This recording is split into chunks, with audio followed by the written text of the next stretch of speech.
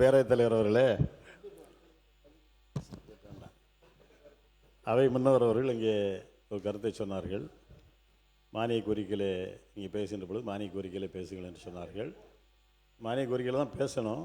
இருந்தாலும் கூட பல பேர் பல உறுப்பினர் அன்றைக்கு நம்முடைய நீர்வளத்துறை அமைச்சர் அவர்கள் கூட மானிய கோரிக்கையிலான விவாதத்திற்கான பதிலுரையே இல்லாமல் 1 மணி நேரம் ஏதோ பொதுக்குழுவிலே பேசுவது போல பல்வேறு கருத்துக்களை சுவாரஸ்யமாக சொன்னார்கள். நாங்களும் அந்த 1 மணி நேரம் இருந்து கேட்டுகிட்டே தான் இருந்தோம். எல்லாம் முடிச்சுட்டு பதிலுரை சொல்லுவார் பார்த்தா பதிலுரை இல்லை. அதனால் 1-2 மக்களுடைய கருத்துக்களை மட்டும் நாங்கள் எடுத்து வைத்துவிட்டு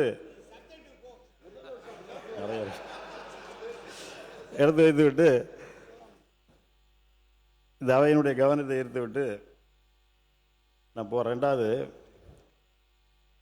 நான் பேரவைத் தலைவர் அவர்களே, நிறைய விட்டுட்டேன். முக்கியமான என்ன நீங்கள் குறுக்கிடுவீங்க. இந்த அவையை பொறுத்தவரையில் 234 உறுப்பினர்களை உள்ளடக்கிய ஒரு அவை இது. 227 பேர் இருக்கும் உள்ளடக்கிய அவை இது. ஆனால் இந்த இருப்பது 227 பேர் இங்கே இருக்கின்றார்கள். ஒரு தொகுதி நம்முடைய மாண்பு முதலமைச்சர் அவர்கள் 2 தொகுதிகளை போட்டியிட்ட காரணத்தால் ஒரு தொகுதியை அவர் ராஜினாமா செய்து விட்டார். அதுபோக 6 உறுப்பினருடைய பணி இடம் இங்கே இன்றைக்கு காலியாக இருக்கின்றது. 6 உறுப்பினர்கள் பதவியேற்ற 1 மாதத்திலே தங்களுடைய பதவியை ராஜினாமா செய்து விட்டார்கள்.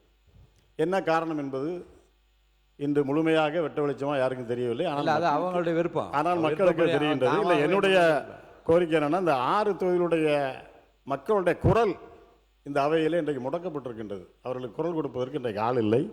கிட்டத்தட்ட 3 மாத காலம் ஆகிவிட்டது. ஒரு தேர்தலிலே போட்டியிடுவது வெற்றி பெறுவது எவ்வளவு சிரமம் என்பது எங்களுக்கெல்லாம் தெரியும். 1 மாத காலம் கடுமையாக அந்த 6 உறுப்பினரும் அங்கே பணியாற்றியிருப்பார்கள். மக்கள் வாக்களித்த மக்கள் 60 வயது 70 வயது 80 வயது தாண்டியவர்களெல்லாம் நடக்க முடியாத அளவிலே கூட அந்த வாக்குச்சாவடிக்கு வந்து இவருக்கு ஓட்டு போட வேண்டும், இவர் ஓட்டு போட்டால் இந்த தொகுதி மக்களுக்கு நமக்கு பல்வேறு நன்மைகள் கிடைக்கும் என்ற ஒரு நம்பிக்கை, அந்த நம்பிக்கையின் அடிப்படையில் தான் அவர்கள் வந்து அங்கே வாக்களிக்கின்றார்கள். ஆனால் இன்றைக்கு அவர்களுடைய நம்பிக்கையெல்லாம் இன்றைக்கு பொய்த்து போய்விட்டது. அதுபோல் வெற்றி பெறக்கூடிய நேரத்தில் மிகப்பெரிய ஒரு களிப்பு இருக்கும். அந்த சட்டமன்ற உறுப்பினருக்கும் சரி, அவருடைய குடும்பத்தாருக்கும் சரி, அவருடைய நண்பர்களுக்கும் சரி, அவருக்கு வாக்களித்த தொகுதி மக்களுக்கும் மிகப்பெரிய மகிழ்ச்சி, மிகப்பெரிய கொண்டாட்டம் இருக்கும்.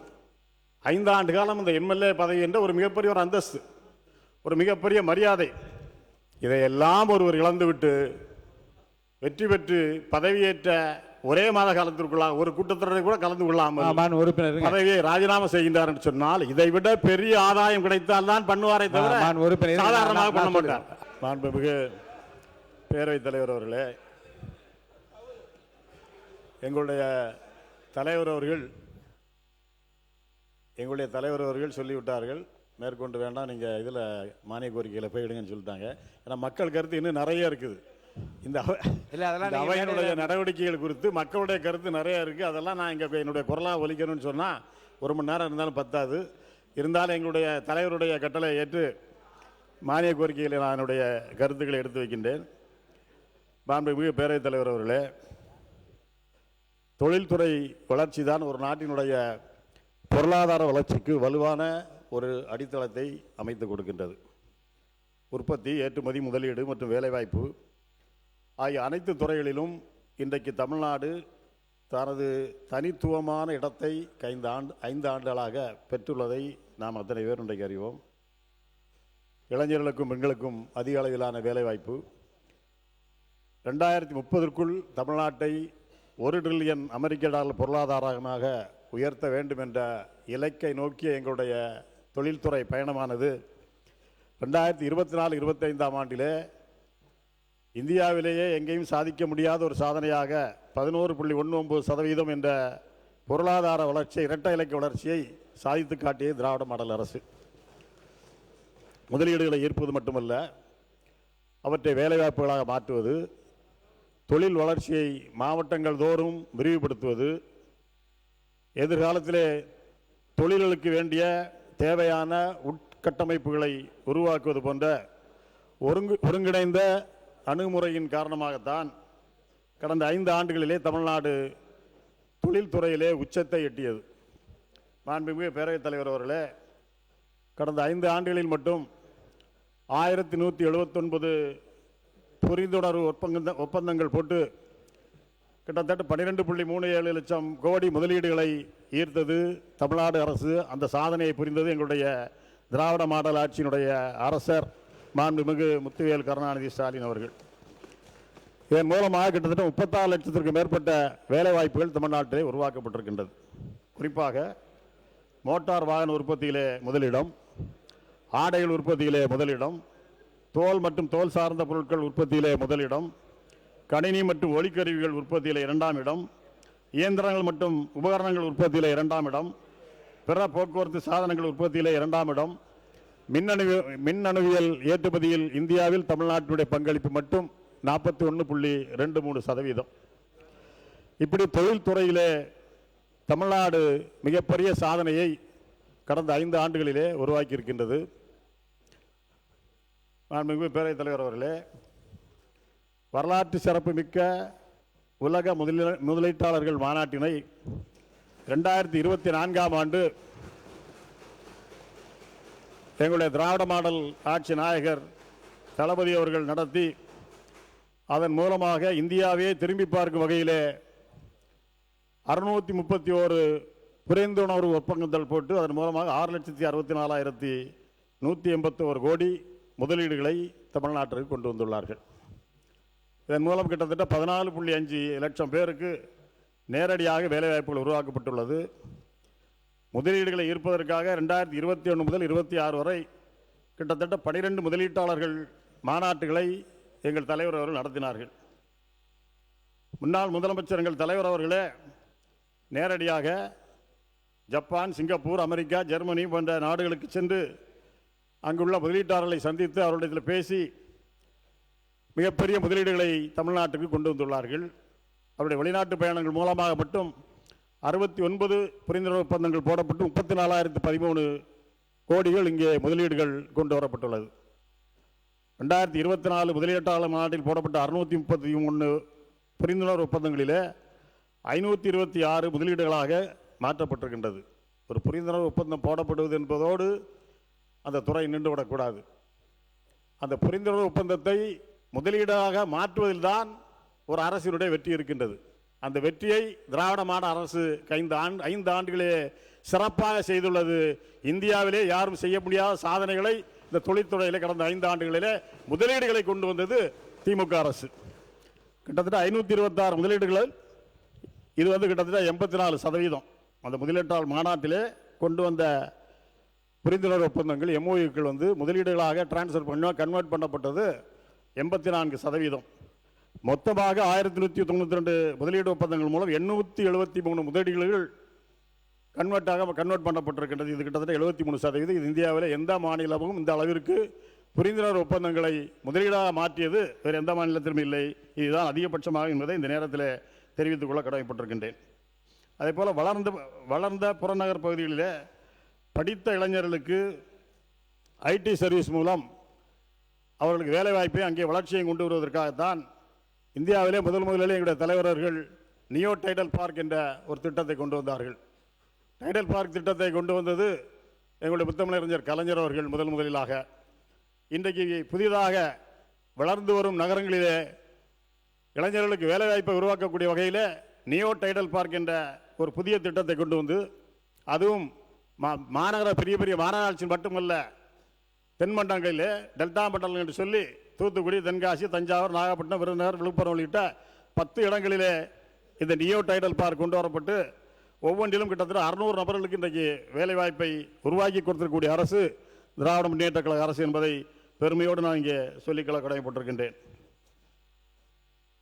அதில் நம்முடைய தொழில்துறை அமைச்சருக்கு ஒரு கேள்வி நான் வைக்கிறேன். எங்கள் தொகுதியில் உள்ளது, எங்களுடைய அரசு கொண்டு வந்த நாகர்கோவில் பகுதியிலே நியோ டைடல் பார்க் என்ற திட்டம் ஏற்கனவே எங்களுடைய முதலமைச்சர் அவர்களால் பிப்ரவரி மாதத்திலே அடிக்கல் நாட்டப்பட்டு பணிகள் தொடங்கப்பட்டு பணிகள் தொடங்குவதற்காக அடிக்கல் நாட்டப்பட்டது. ஆனால் இந்த அரசு பொறுப்பேற்று இன்றைக்கு 3 மாதம் ஆயிட்டு, அடிக்கல் நாட்டப்பட்டு 6 மாதங்கள் ஆகிவிட்டது. இன்னும் இந்த பணிகள் தொடங்கப்படவில்லை. அது டிட்டோ நிறுவனம் தான் அந்த பணியை மேற்கொள்ள வேண்டும் நான் கருதுகின்றேன். அதிகாரிகளை தொடர்பு கொண்டு கேட்ட பொழுது பணம் இல்லை, எனவே நாங்கள் இன்னும் பணியை தொடங்கவில்லை, எல்லா ஃபார்மாலிட்டிஸும் முடிஞ்சு விட்டது, அரசாங்கம் என்றைக்கு டைடல் பார்க்கு பணத்தை கொடுக்கின்றார்களோ மறுநாள் உங்கள் பணியிடத்தில் வேலையை தொடங்கி விடுவோம் என்று சொன்னார்கள். எனவே இந்த அரசை நான் உங்கள் மூலமாக கேட்டுக்கொள்வதெல்லாம், இது 600 இளைஞர்களுக்கான வேலைவாய்ப்பை உருவாக்கக்கூடிய இடம். நாகர்கோயில் பகுதி என்பது கன்னியாகுமரி மாவட்டம் இருந்து எந்த தொழிற்சாலை வர முடியாத இடங்கள் பற்றாக்குறை உள்ள மாவட்டம். எங்கே தொழிலுமே அங்கே வர முடியாது.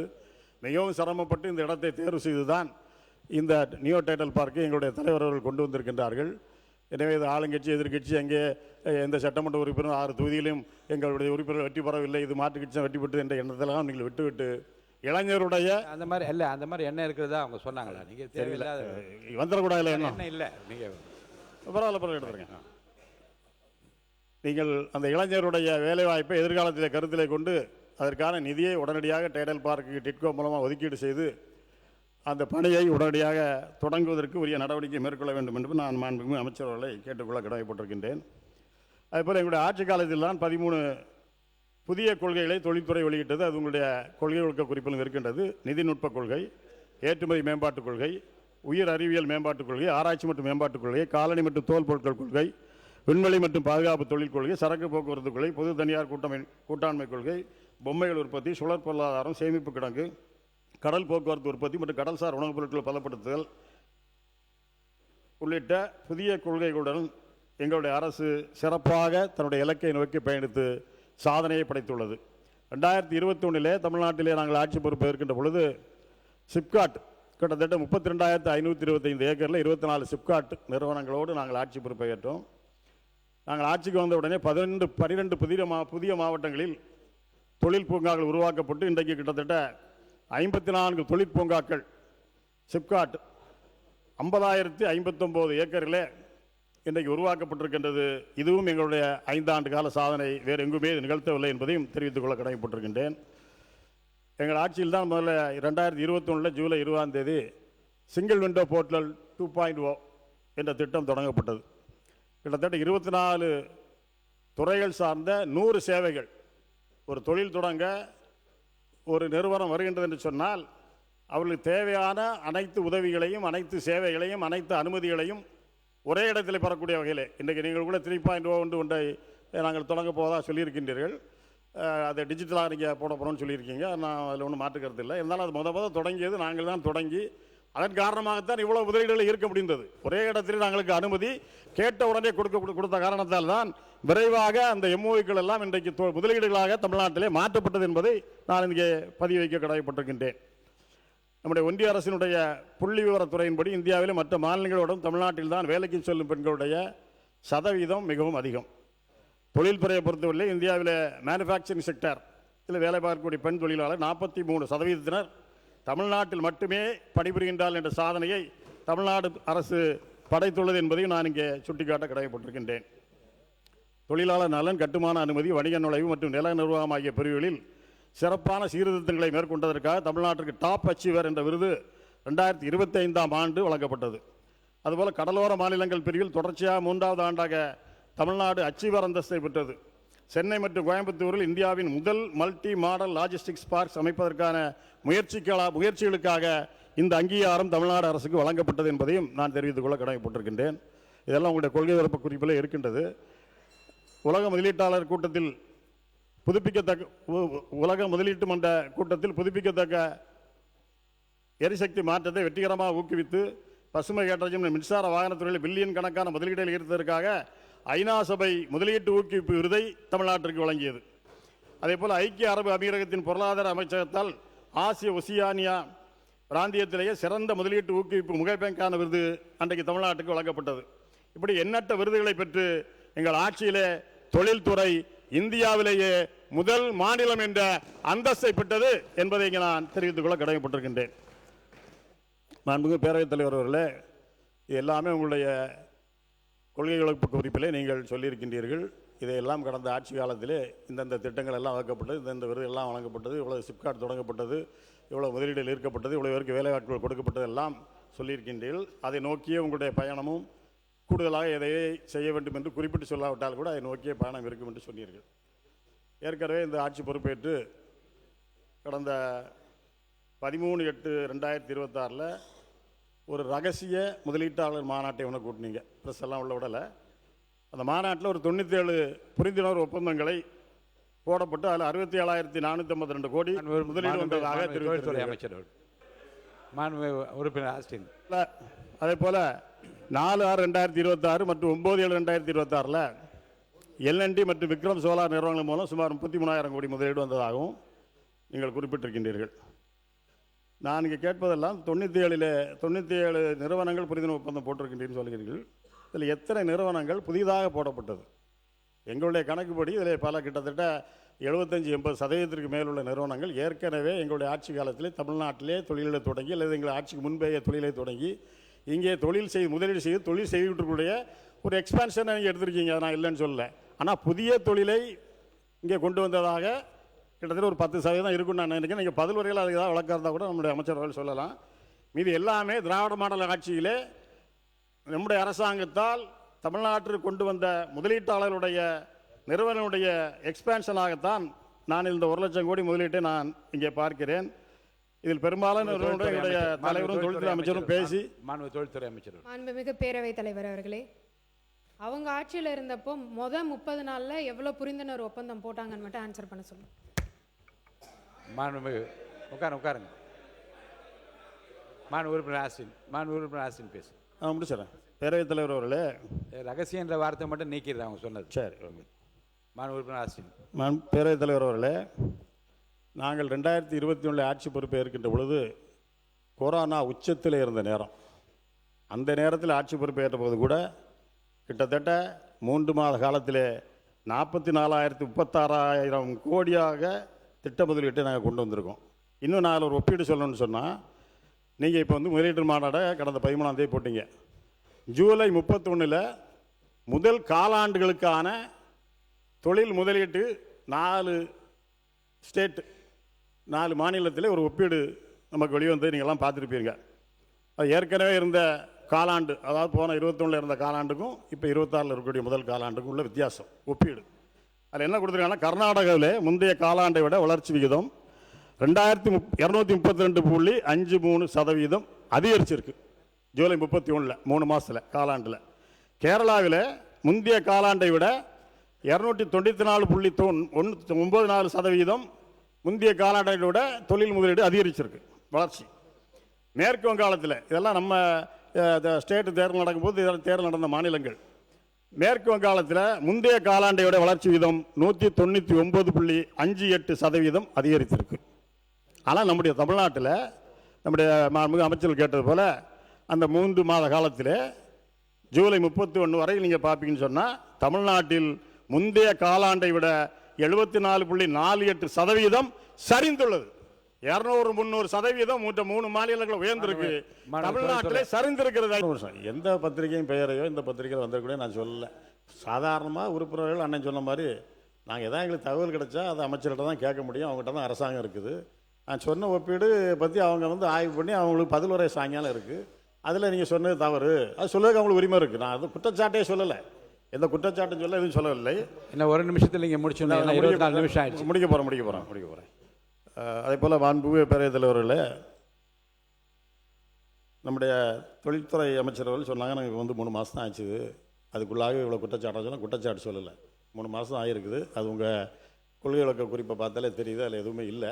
நாங்கள் என்ன பண்ண போகிறோங்க, ஒரு லாங் டேர்ம் திட்டங்கள் ஒன்றும் இல்லை. ஆனால் நீங்கள் கொடுத்துருக்கீங்க 2036 நாங்கள் $1.5 ட்ரில்லியன் அமெரிக்க டாலர் பொருளாதாரமாக மாற்றுவோம்னு சொல்லியிருக்கீங்க. நீங்கள் மாற்றினா நாங்கள் வரவேற்கிறோம்.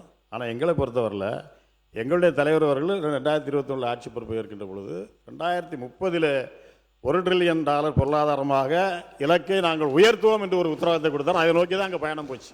அதனால தான் இந்தியாவிலே முதல் மாநிலமாக தொழில்துறையிலே தமிழ்நாடை மாற்ற முடிந்தது. 2030 நாங்கள் இப்போ ஆட்சியை தொடர்ந்திருந்தோம் என்று சொன்னால் 2030 அந்த சாதனையை ஈட்டி இருப்போம், கொண்டு வந்திருப்போம். $1 ட்ரில்லியன் கொண்டு வந்திருப்போம். நாங்கள் ஆலோசனை சொல்லலாம், அறிவுரை சொல்லலாம், கருத்துக்களை சொல்லலாம். ஆனால் அவங்களை வாழ்த்த முடியாது. என்ன இருக்கோ அதுதான் நாங்கள் சொல்ல முடியும். தான் எதிர்கட்சியோட கடமை. அதைத்தான் நான் சொல்றேன். அவங்க சொல்லல, நீங்க அதைத்தான் நான் சொல்றேன். நான் உங்களை கேட்டுக்கொள்ளதெல்லாம் 2 கருத்து ஒரே கருத்து தான் முடிச்சிருக்கேன். கேட்டுக்கொள்ளதெல்லாம் நீங்க $1.5 ட்ரில்லியன் அமெரிக்க டாலர் நீங்க கொண்டு வருவோம்னு சொல்லியிருக்கீங்க. எங்களுடைய ஆட்சி இந்த காலத்தில் அமைந்து எங்களுடைய முதலமைச்சர் அந்த பக்கத்தில் முதலமைச்சராக இருந்து ஏற்கனவே எங்களுடைய தொழில்துறை அமைச்சராக இருந்த டிஆர் ராஜா அவர்கள் இங்கே தொழில்துறை அமைச்சராக இருந்தாருன்னா அந்த 2036 $2 ட்ரில்லியன் அமெரிக்க டாலரை நாங்கள் பொருளாதார வளர்ச்சியாக கொண்டு வந்திருப்போம் என்ற உத்தரவாதத்தை நான் தருகின்றேன். நீங்கள் நல்லா உழையுங்கள்.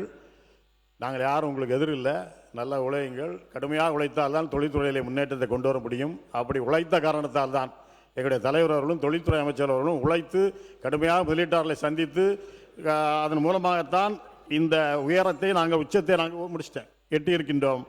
எனவே அதே போல் நீங்கள் உழையுங்கள், முடிந்தால் ஓரளவுக்கு எங்களுடைய இலக்கிலே ஒரு பாதையாவது நீங்கள் நிவர்த்தி செய்யணும்னு சொன்னால் நான் வரையறுக்க கடமைப்பட்டிருக்கின்றோம். அதே போல் இங்கே பேசுகின்ற பொழுது அமைச்சர் நான் முடிச்சிட்டே தான் லாஸ்ட் அமைச்சர்கள் குறிப்பிட்டார்கள், முதலீட்டாளர்கள்லாம் பார்த்து கொண்டிருக்காங்க, தப்பாக நினைக்க மாட்டாங்களா, தவறாக சிந்திக்க மாட்டாங்களா, இப்படிலாம் பேசுகிறீங்கன்னு சொன்னாங்க. நேற்று நம்ம அன்பு முதலமைச்சர் அவர்கள் 110 விதியின் கீழே ஒன்று கொண்டு வந்தாங்க. பரந்தூர் விமான நிலைய திட்டத்தை இந்த அரசு ரத்து செய்து சொன்னாங்க. இதை பார்த்து முதலீட்டாளர்கள் தவறுலாம் நினைப்பாங்களா, நினைக்க மாட்டாங்களா? தான் இன்னைக்கு முதலீட்டாளர்களை ஈர்க்கக்கூடியதுக்கு பரந்தூர் விமான நிலையம் தான் மிக முக்கியமான இது. நான் கிட்டத்தட்ட 2000 ஏக்கருக்கு மேல நாங்கள் எடுத்துட்டோம். பொதுப்பணித்துறை அமைச்சர்